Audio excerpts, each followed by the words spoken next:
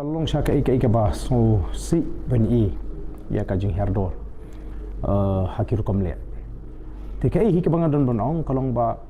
nagare ka sarkar ka de ban book ya ka to ka khana kat kum ka kondon ka ba ars pa khandai pusau jong ka Indian Penal Code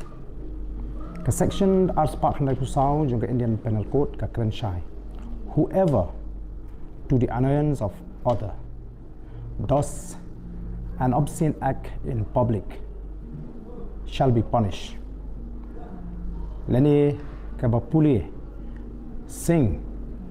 a song or recite a ballad of obscene shall be punished. Kat kum ka kandon ai.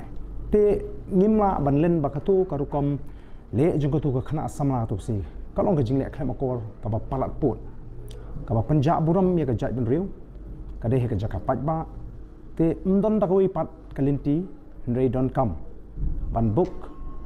ya ka to ka khana kat kum ka section khnang ba kanum ai ka khubor ka ba sniu sha ki wi pat ki ba pe ya ka jala ka jingi namar kani kam kut tang hang ni mo kani kala sapriang ling ba ki rinsan social media bat kan kta ya ka buram ka ijat bat kam dehiru ka rukum im ka jingi kum ka jai beriu riulum bangin i kita ke hoi phila ban lek men phila ban shat phila ban yarwai phila ban ekmen henry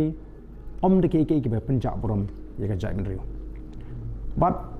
kini ki tamasa ki baga sarkar ka pelong kat kum ka jing pen pau